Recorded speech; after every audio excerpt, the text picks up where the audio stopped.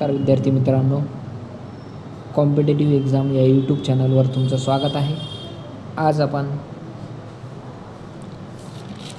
मार्च 2026मधील जे काही चालू घडामोडी झालेले आहेत त्याविषयी सविस्तर पाहूया. आर्थिक ज्या काही घडामोडी घडल्या मार्चमध्ये त्यातील पहिली चालू घडामोड महत्त्वाची आहे. परीक्षेच्या दृष्टीने ईशान्येकडील पहिली राष्ट्रीय महामार्गावरील आपत्कालीन लँडिंग सुविधा चालू झालेली आहे.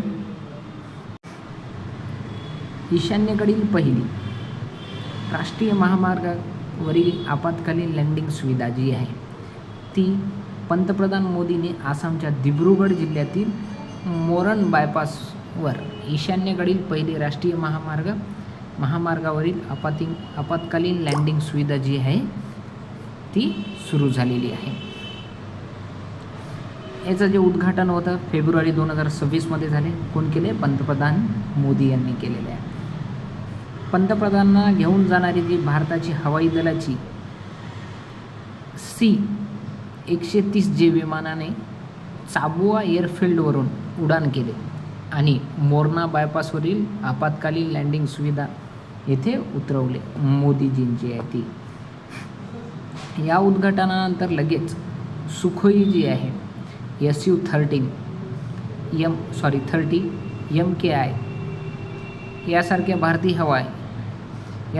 भारतीय हवाई दलाच्या लढाऊ विमानाने महामार्गाच्या पट्ट्यावर यशस्वी टेक ऑफ आणि लँडिंग केले.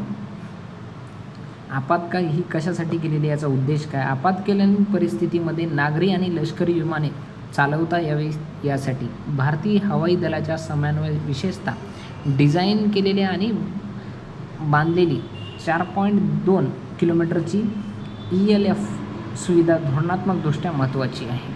किती आहे? 4.2 किलोमीटर लांबीची आहे. दुहेरी वापरायची पायाभूत सुविधा म्हणून कल्पना केलेली मोरन बायपास ELFमध्ये 40 टनापर्यंत लढाऊ विमाने आणि 74 टनापर्यंत कमाल टेक ऑफ वजनाची वाहतूक विमाने हाताळता येतील. इथे वरील दृश्य पाहून घ्या. या दृश्यामध्ये ईशान्येकडील पहिली जी काही होती ती राष्ट्रीय महामार्गावरील आपत्कालीन लँडिंग सुविधा त्याचं उद्घाटन झालेलं आहे. वरील दृश्यामध्ये टेक ऑफ आणि लँडिंग या दोन्ही सुविधा ईशान्येकडील देशामध्ये सुरुवात झालेली आहे. आपत्कालीन सुविधा सुरू झालेली आहे हे या दृश्यावरून आपल्याला दिसत आहे. दुसरी चालू घडामोड आहे महत्त्वाची. देशव्यापी कडधान्य क्रांती सुरू झालेली आहे. 7 फेब्रुवारी 2026 रोजी केंद्रीय मंत्री जे आहेत शिवराज सिंग चौहान यांच्या हस्ते मध्य प्रदेशातील सिहोर जिल्ह्यातील आमलाहा येथून कडधान्यामधील आत्मनिर्भरता अभियानाअंतर्गत देशव्यापी कडधान्य क्रांती सुरू झालेली आहे. कशासाठी झालेली आहे? आत्मनिर्भरता अभियानाअंतर्गत झालेली आहे. 11,440 कोटी रुपयाच्या या अभियानाचे उद्दिष्ट 2030-31 पर्यंत आत्मनिर्भरता प्राप्त करणे, उत्पादन वाढवणे, आयात अवलंबित्व कमी करणे, उत्पादकता 800 ते 900 किलो हेक्टरवरून 1.5 टन हेक्टरपर्यंत वाढवणे आणि 1000 कडधान्य गिरण्या स्थापन करणे ह्याचं उद्दिष्ट आहे हे. यामुळे काय बियाणे सुधारणे, क्लस्टर विकास आणि शेतकऱ्यांना योग्य भाव मिळवण्यास सक्षम करणे यासह बियाणे बाजारपेठापर्यंत संपूर्ण मुख्य साखळी तयार करण्यावर अभियानाचे लक्ष केंद्रित आहे. क्लस्टर मॉडेल आणि प्रोत्साहन या अभियानांतर्गत प्रक्रिया क्षमता वाढवण्यासाठी संपूर्ण भारतामध्ये एकूण 1000 कडधान्य गिरण्यांची स्थापना केली जाते. सरकार जे आहे या गिरण्यांना अनुदान प्रति युनिट 25 लाखापर्यंत देईल आणि या क्लस्टर आधारित उत्पादनाला विशेषतः मध्य प्रदेशातील शेतकऱ्यांना प्रोत्साहन दिले जाईल म्हणून सांगितले आहे. यामुळे शेतकऱ्यांना चांगल्या उत्पादन पद्धतीने अवलंब करण्यासाठी सुधारित बियाणे किट आणि आर्थिक सहाय्य प्रति हेक्टरी 10,000 प्रदान केले जातील. मध्य प्रदेश राज्यासाठी लागू आहे हे. वरील जो काही डायग्राम आहे त्यावर यातील सगळं कडधान्य क्रांतीचे जे काही उद्दिष्टे आहेत, तरतुदी आहेत, त्याच्यात शेतकऱ्यांना मिळणारे फायदे आहेत, प्रोत्साहन आहेत, प्रोत्साहनपर दिलेली गेलेली जी काही रक्कम आहे, क्रांतीचे मुख्य पैलू काय आहेत याबद्दल सविस्तर दिलेले आहे. ते तुम्ही व्हिडिओ पॉज करून वाचून घ्या. आता तिसरी आणि सर्वात महत्त्वाची चालू घडामोड जी आहे ती महाराष्ट्राशी निगडीत आहे. त्यासाठी परीक्षेला येण्याचा चान्सेस जास्तीत जास्त आहेत. त्यासाठी या गोष्टीकडं लक्ष द्या. मुंबईमध्ये भारतातील पहिल्या म्युझिक रोडचे लोकार्पण झालेले आहे. म्युझिक जो काही रोड आहे बनवण्यात आलेला आहे कुठं? भारतातील पहिला मुंबई येथे. मुंबईतील धर्मवीर स्वराज्य रक्षक छत्रपती संभाजी महाराज किनारी महामार्गावर म्हणजेच मुंबई कोस्टल रोड तयार करण्यात आलेल्या म्युझिकल रोडचे लोकार्पण फेब्रुवारी 2026 रोजी मुख्यमंत्री देवेंद्र फडणवीस आणि उपमुख्यमंत्री एकनाथ शिंदे यांच्या उपस्थितीत करण्यात आला. हा जो प्रकल्प आहे बृहन्मुंबई महापालिकेने 6.21 कोटी खर्चासह सुरू केला. कोण केला? बृहन्मुंबई महापालिकेने केलेला आहे. मुंबई कोस्टल रोडवर नरिमन पॉईंटकडून वरळीकडे जाणाऱ्या उत्तर मार्गिकेवर हा जगातील पाचवा आणि भारतातील पहिलाच प्रयोग साकारण्यात आलेला आहे. लक्षात ठेवा, महत्त्वाचा आहे पण जगातील 5वा आणि भारतातील पहिलाच प्रयोग आहे. जगातील 5वा, भारतातील पहिला. लक्षात ठेवा. वरळीकडे जाणाऱ्या भूमिगत बोगद्यातून बाहेर पडल्यानंतर दुभाजकाला झालेले आहे. इथं दुभाजकाला व्हायला पाहिजेत होती, प्रिंट मिस्टेक झालेली आहे. लागून असलेल्या पहिल्या मार्गिकेवर 500 मीटरच्या ठराविक अंतरावर आणि विविध आकारात संगीत पट्टे बसवण्यात आलेले आहे. काय संगीत पट्टे बसवणे आहे? या पट्ट्यावरून ताशी 70 ते 80 किलोमीटर वेगाने वाहन गेल्यास स्लॅमडॉग मिलेनियर चित्रपटातील A.R. रहमान यांनी संगीतबद्ध केलेले जय हो गीताची धून ऐकू येते. कोणत्या? जय हो गीताची धून कोण गायलेलं आहे? A.R. रहमान यांनी. किती? ताशी 70 ते 80 किलोमीटर वेगाने व्हावं लागते.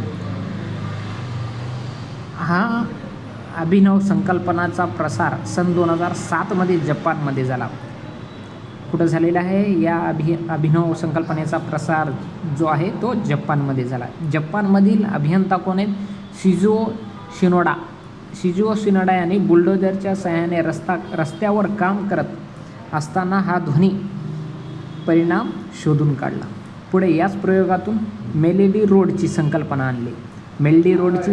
आणली आणि ही संकल्पना विकसित झाली. आतापर्यंत कुठं झालेली आहे? हंगेरी, जपान, दक्षिण कोरिया, संयुक्त अरब आणि अमिरात येथे असे प्रयोग करण्यात आले. आता हे 5वा देश कुठला ठरलेला आहे? भारतातील पहिला म्युझिकल रोड कुठं आहे? मुंबईमध्ये. परीक्षेच्या दृष्टीने महत्त्वाचा पॉईंट आहे.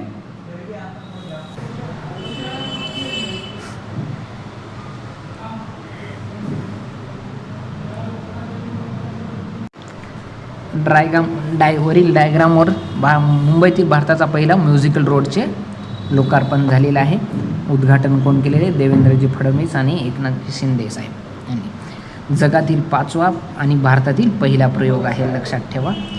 धून आहे जय होची, A.R. रहमान यांनी गायलेला आहे. आणि जपानमध्ये 2007 अभियंता काय? शिजुओ शिनोडा यांनी ध्वनी परिणाम शोधून काढला. मेलेडी रोड संकल्पना आहे ही जपानमध्ये. पहिल्या इतर 4 जे देश आहेत हंगेरी, जपान, दक्षिण कोरिया आणि UAE. आता भारत 5वा आहे. 4थी चालू घडामोड आहे. उदय कोटक गिफ्ट सिटीचे नवे अध्यक्ष कोण? उदय कोटक. लक्षात ठेवा. गुजरात सरकारने नियुक्ती केली यांना. केव्हा? फेब्रुवारी 2026 कोणाची जागा घेतली? हसमुख आदिया हे माजी केंद्रीय वित्त सचिव होते. हसमुख आदिया यांची जागा घेतली. नियुक्तीचा यांचा उद्देश काय? यांना नियुक्त करण्याचा गिफ्ट सिटीला जागतिक आर्थिक केंद्र म्हणून विकसित करणे आहे. पार्श्वभूमी काय आहे? 1985 मध्ये कोटक महिंद्रा समूहाचे संस्थापक आहेत. कोण आहेत? उदय कोटक. उदय कोटक हे देशातील पहिले ब्रह्मपुत्रा नदीखाली देशातील पहिले पाण्याखालील रस्ता कम बोगदा रेल्वे बांधण्यात आलेला आहे.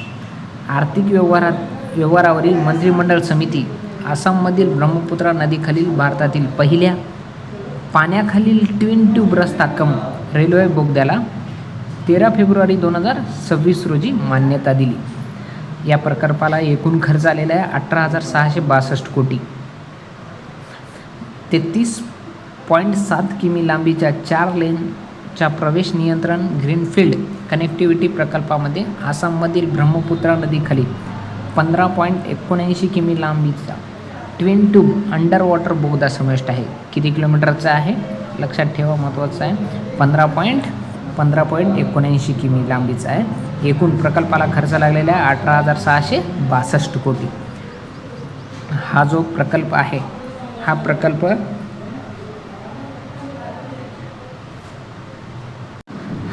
प्रकल्प इथं प्रिंट मिस्टेक झालेली आहे. गोहपूर आहे, इथं गोगपूर झालेलं आहे. गोहपूर NH15 आणि नुमालीगड NH 715 यांना जोडेल, ज्यामुळे अंतर 240 किमीवरून किती 34 किमीपर्यंत कमी झाला. किती कमी झाला? पहिल्या 240 किमी होता, पण आता या बोगद्यामुळं 34 किमी झालेला आहे. वेळ पहिलं लागायची 7 तास लागायची, आता 20 मिनटापर्यंत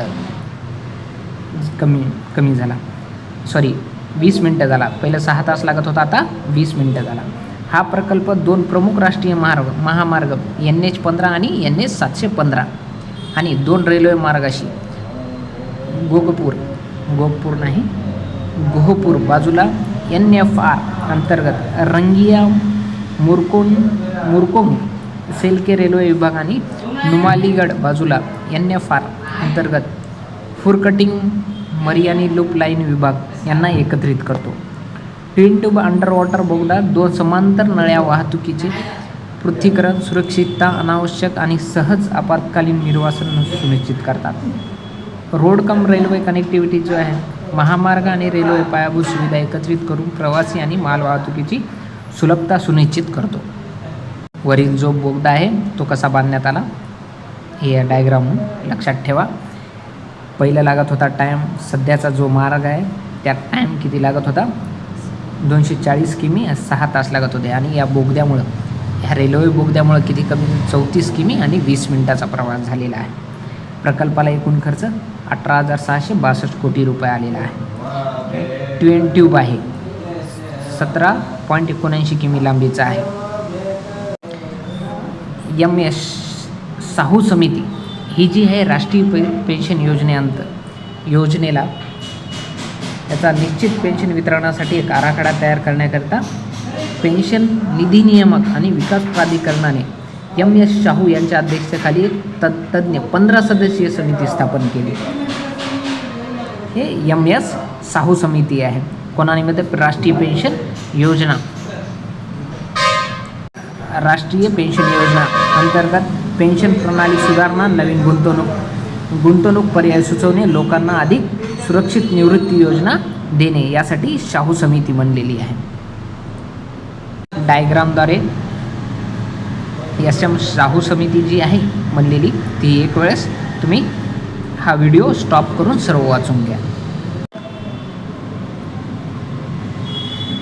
Mumbai Nagpur expressway gas pipeline